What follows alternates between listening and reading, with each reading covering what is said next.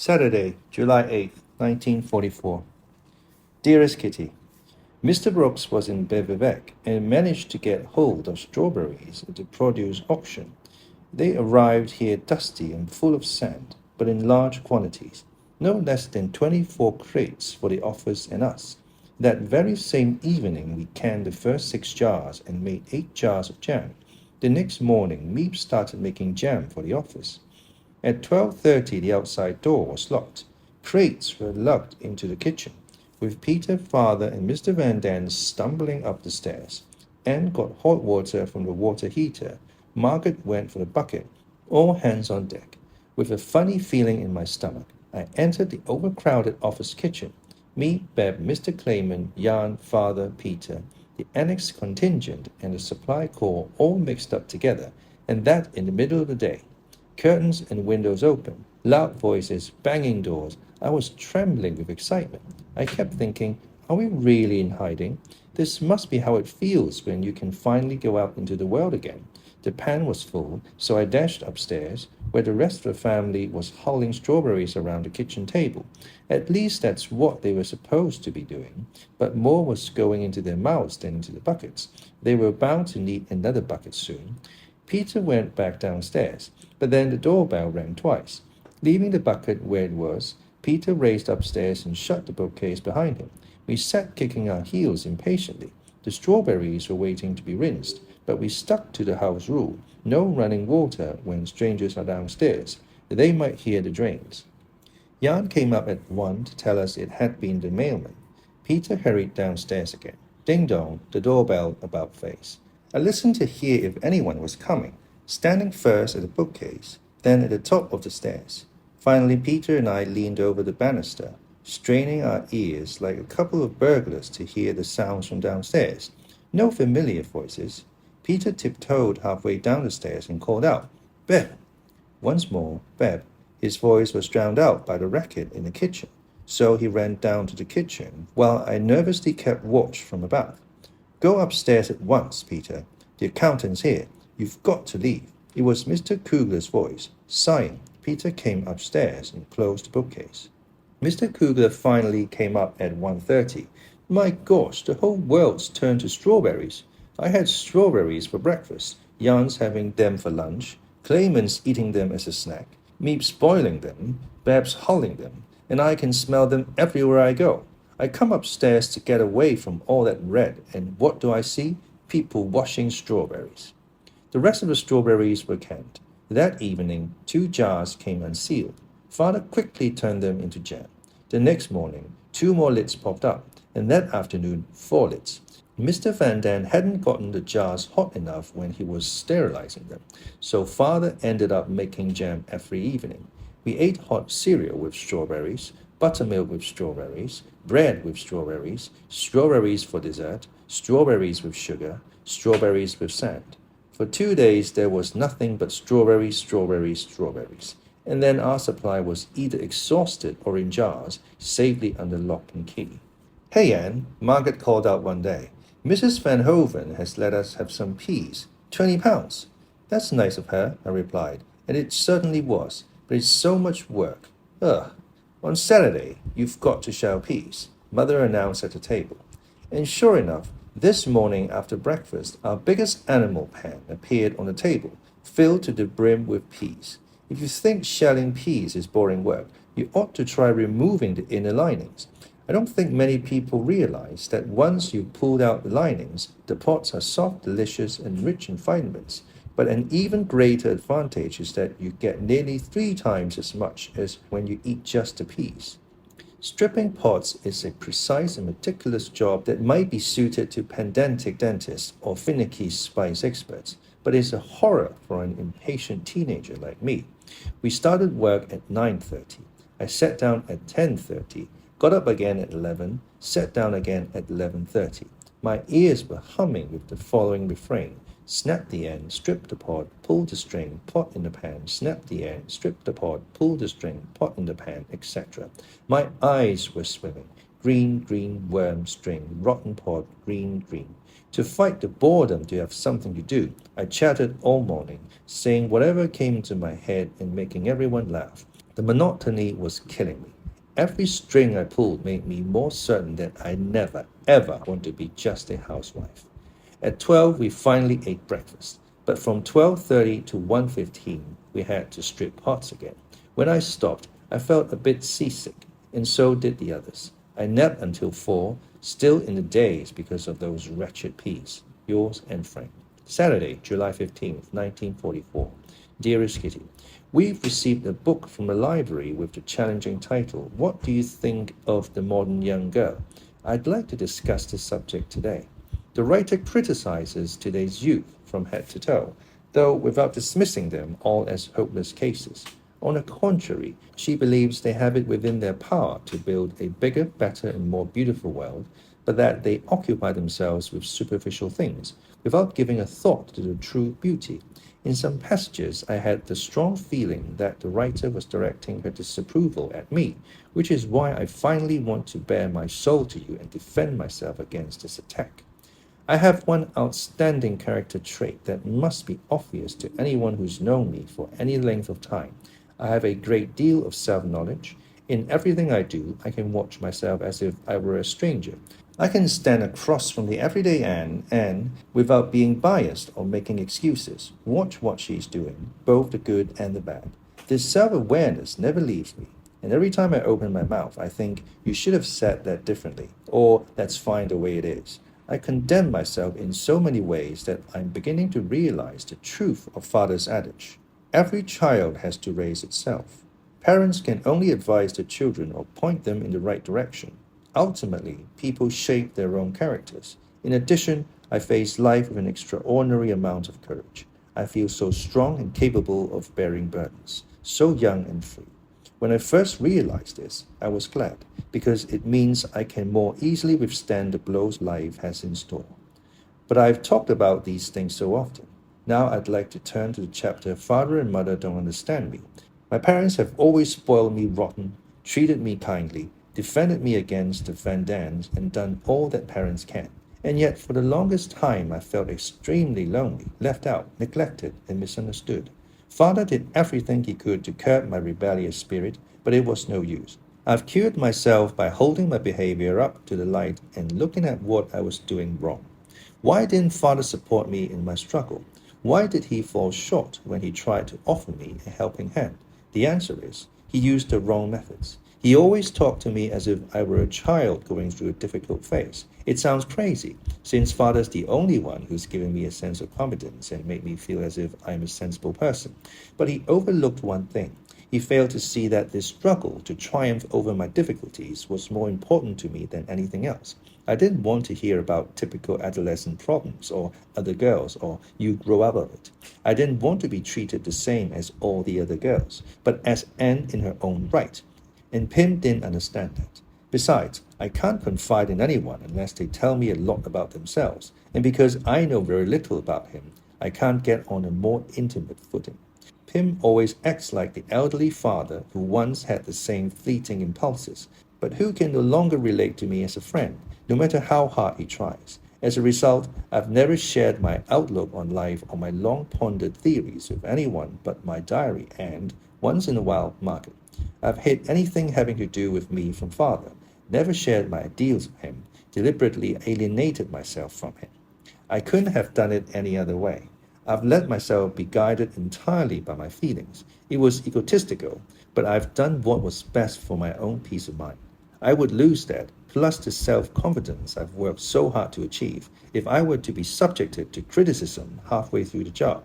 It may sound hard-hearted, but I can't take criticism from Pim either, because not only do I never share my innermost thoughts with him, but I've pushed him even further away by being irritable. This is a point I think about quite often.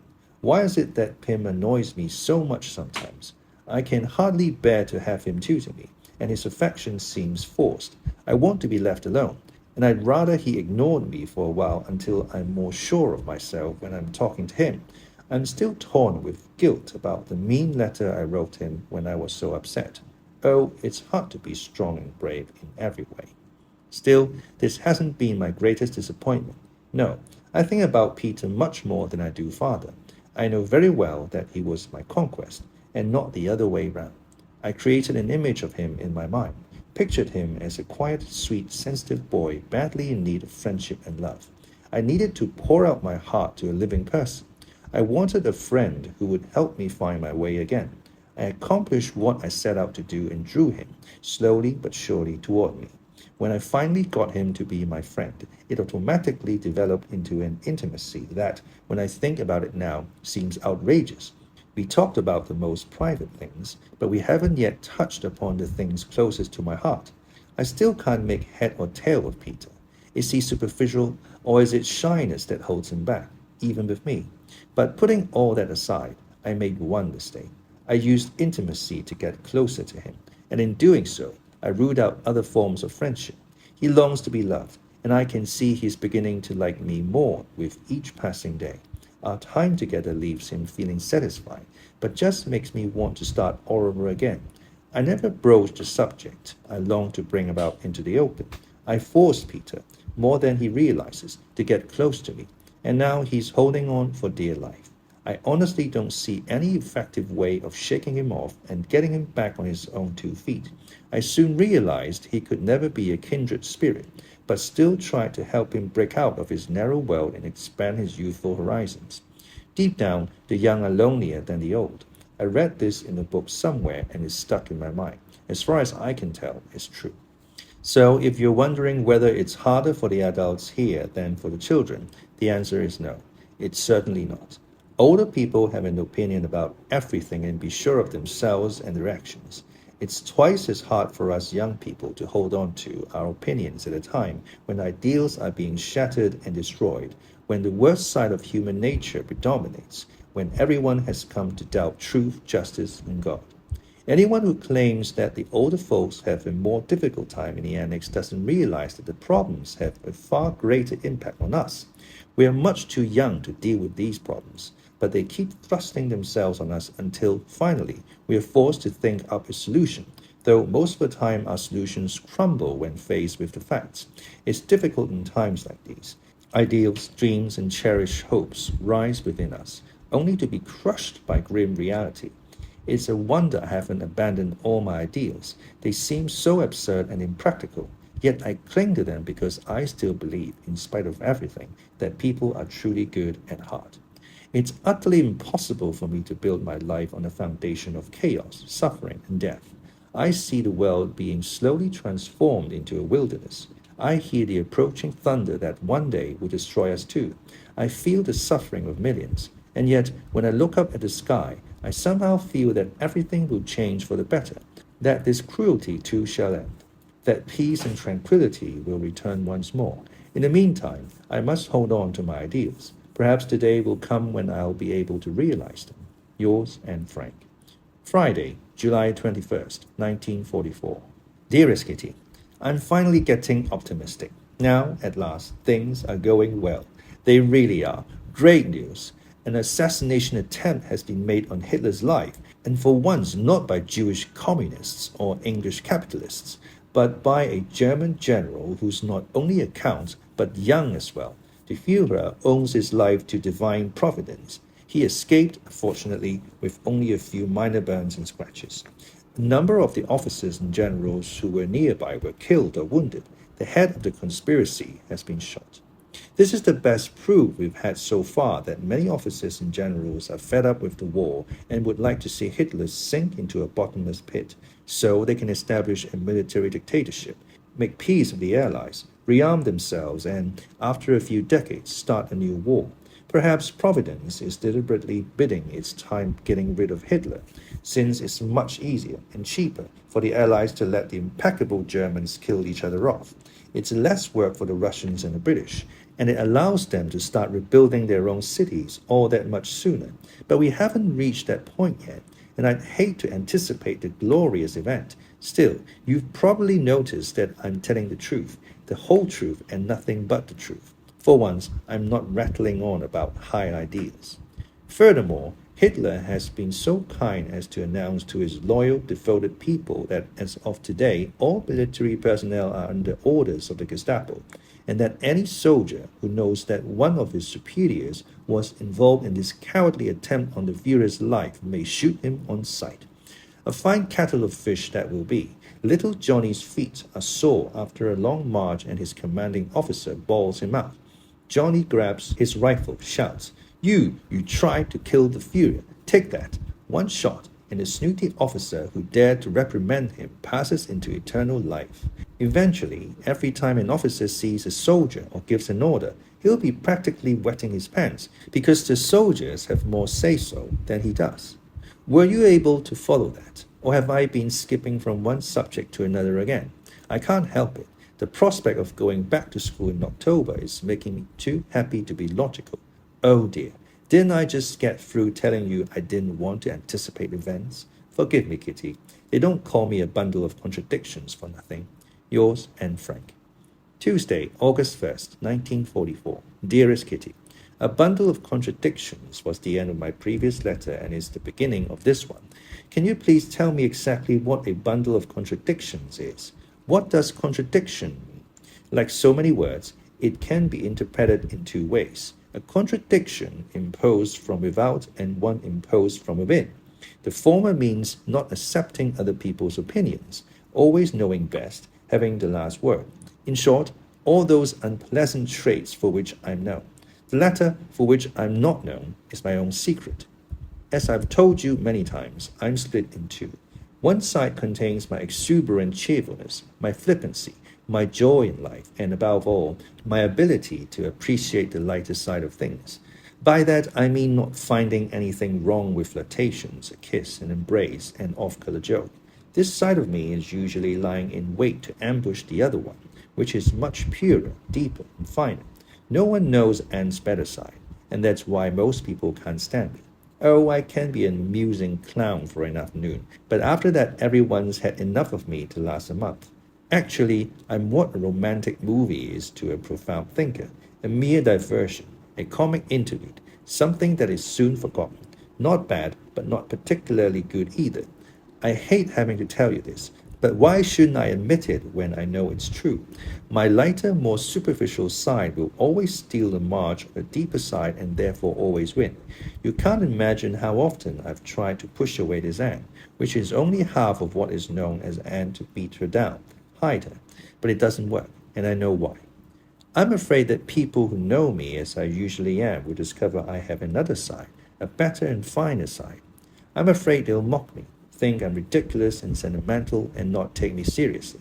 I'm used to not being taken seriously, but only the light-hearted Anne is used to it and can put up with it. The deeper Anne is too weak. If I force the good Anne into the spotlight for even 15 minutes, she shuts up like a clam the moment she's called upon to speak, and lets Anne number one do the talking. Before I realize it, she's disappeared. So the nice Anne is never seen in company. She's never made a single appearance, though she almost always takes the stage when I'm done. I know exactly how I'd like to be, how I am, on the inside. But unfortunately, I'm only like that with myself. And perhaps that's why, no, I'm sure that's the reason why. I think of myself as happy on the inside, and other people think I'm happy on the outside. I'm guided by the pure Anne within, but on the outside I'm nothing but a frolicsome little goat tugging at its tether. As I've told you, what I say is not what I feel, which is why I have a reputation for being boy crazy as well as a flirt, a smart aleck, and a reader of romances. The happy-go-lucky Anne laughs, gives a flippant reply, shrugs her shoulders, and pretends she doesn't give a darn. The quiet Anne reacts in just the opposite way. If I'm being completely honest, I'll have to admit that it does matter to me, that I'm trying very hard to change myself, but that I'm always up against a more powerful enemy. A voice within me is sobbing. You see, that's what's become of you. You're surrounded by negative opinions, dismayed looks and mocking faces, people who dislike you, and all because you don't listen to the advice of your own better half. Believe me, I'd like to listen, but it doesn't work, because if I'm quiet and serious, everyone thinks I'm putting on a new act, and I have to save myself with a joke. And then I'm not even talking about my own family, who assume I must be sick, stuff me with aspirins and sedatives, feel my neck and forehead to see if I have a temperature, ask about my bowel movements and berate me for being in a bad mood, until I just can't keep it up anymore. Because when everybody starts hovering over me, I get cross, then sad, and finally end up turning my heart inside out, the bad part on the outside and the good part on the inside, and keep trying to find a way to become what I'd like to be and what I could be if only there were no other people in the world. Yours, Anne Frank. Afterward, on the morning of August 4, 1944, sometime between 10 and 10:30, a car pulled up at 263 Prinsengracht.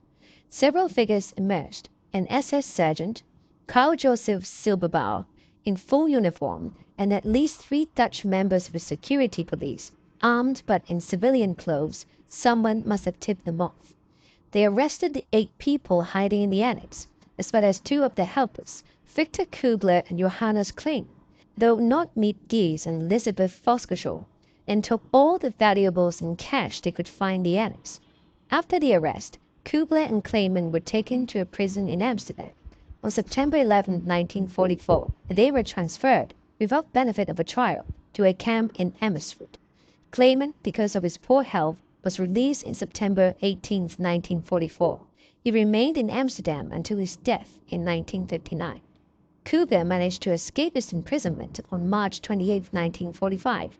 When he and his fellow prisoners were being sent to Germany as forced laborers, he immigrated to Canada in 1955 and died in Toronto in 1989. Elizabeth Voskesjol-Weg died in Amsterdam in 1983. Miep Santoshitz Gies is still living in Amsterdam. Her husband Jan died in 1993. Upon their arrest, the 8 residents of the annex were first brought to a prison in Amsterdam and then transferred to Westerbork, the transit camp for Jews in the north of Holland. They were deported on September 3, 1944, in the last transport to leave Westerbork, and arrived 3 days later in Auschwitz. Herman van Pels was, according to the testimony of Otto Frank, gassed to death in Auschwitz in October or November 1944, shortly before the gas chambers were dismantled. August van Pels was transported from Auschwitz to Bergen-Belsen, from there to Buchenwald, then to Theresienstadt on April 9, 1945, and apparently to another concentration camp after that. It is certain that she did not survive, though the date of her death is unknown. Peter van Pels was forced to take part in the January 16, 1945 death march from Auschwitz to Mauthausen, where he died on May 5, 1945, 3 days before the camp was liberated.